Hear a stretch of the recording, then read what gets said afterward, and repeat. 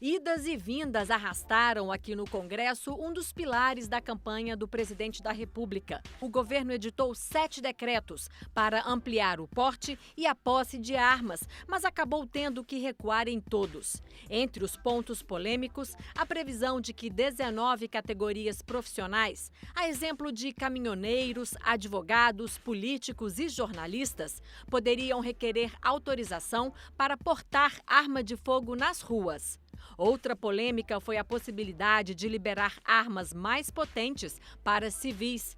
O Senado chegou a aprovar a anulação de 2 decretos em junho e encaminhou a decisão final à Câmara. O Supremo Tribunal Federal pautou a constitucionalidade dos decretos, mas como o próprio governo decidiu retirar as medidas, elas nem chegaram a ser analisadas pelo Judiciário.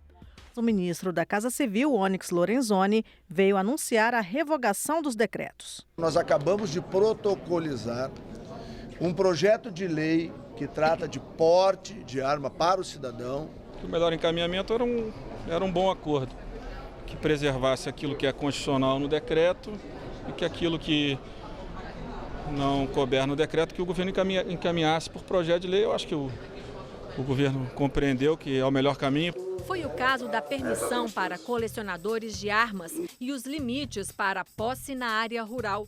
Os 2 projetos avançaram. Em setembro, o presidente Bolsonaro sancionou a lei aprovada no Congresso, que define toda a extensão do imóvel rural como residência ou domicílio, o que permite ao proprietário ou gerente de uma fazenda andar armado em toda a propriedade e não apenas na sede. O presidente Jair Bolsonaro ressaltou pelas redes sociais a importância da lei, que, segundo ele, vai evitar que existam margens para interpretações errôneas. Vai poder ir até o limite da sua propriedade e atirar e matar usando o argumento que está defendendo a sua propriedade. É justamente para fazer a defesa, do seu patrimônio, mas a defesa de quem vive lá no meio rural. Outro projeto sobre a ampliação do porte e da posse de armas avançou na Câmara graças a sucessivos acordos para limitar a proposta às regras aplicáveis a caçadores, atiradores e colecionadores, os chamados CACs. As regras menos rigorosas para posse e porte de armas por civis foram retiradas. Acabaram ficando de fora do texto final do projeto as regras para a posse e o porte de armas por guardas municipais, fiscais ambientais, oficiais de justiça, agentes de trânsito e vigilantes. Mas o líder do governo na Câmara, deputado Vitor Hugo, garantiu que essas categorias ainda serão contempladas numa nova proposta a ser enviada pelo Poder Executivo. Nós entendemos que o governo quer muito mais do que está sendo votado agora, mas é o que foi possível. O projeto, que agora segue para o Senado, acabou não agradando plenamente nem a aliados do governo, nem a oposição. A população quer segurança, não quer uma arma. Ela quer a polícia presente. Quer dizer que nem o guarda municipal, que está dentro do escopo da segurança pública, pode andar armado?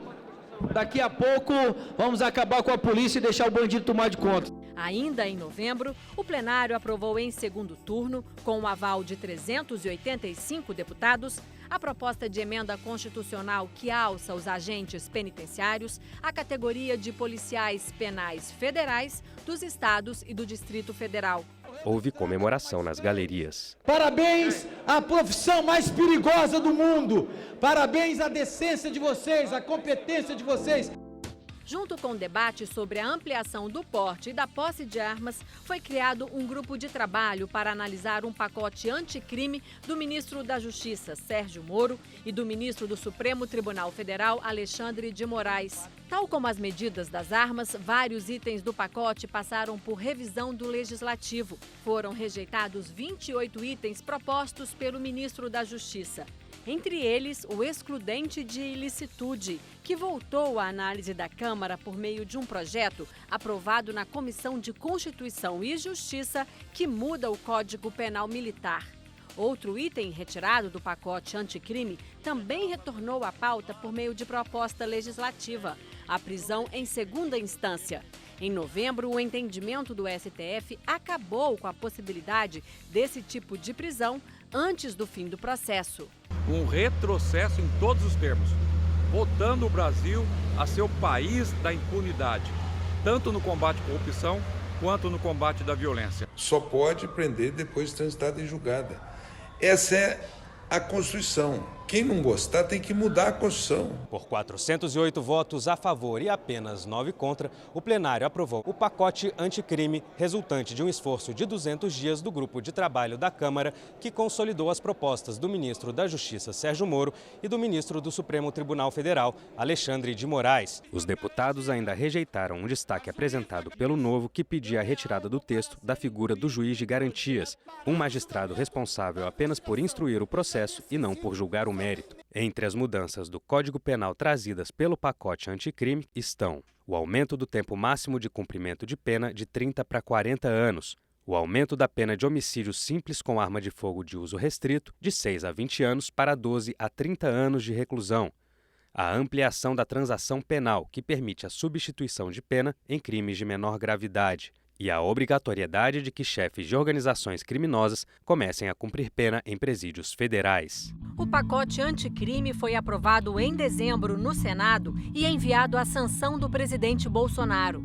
A prisão em segunda instância voltou às comissões da Câmara. Prisão após a condenação em segunda instância. O assunto entrou na pauta da Comissão de Constituição e Justiça e, no centro da polêmica, a tentativa de se alterar o artigo 5º da Constituição, que trata dos direitos e garantias individuais. Para muitos, a mudança feria uma cláusula pétrea da Constituição. Para superar as resistências, o autor da proposta apresentou outra PEC que altera os artigos 102 e 105 da Constituição, acabando com os recursos extraordinário e especial ao Supremo Tribunal Federal e ao Superior Tribunal de Justiça. Por uma ampla maioria, a proposta acabou sendo aprovada.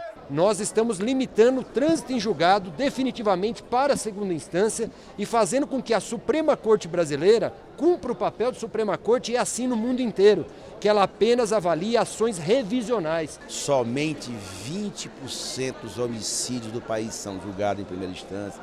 Portanto, essa falácia que dizem que garantir a prisão em segunda instância vai combater a impunidade, conversa fiada.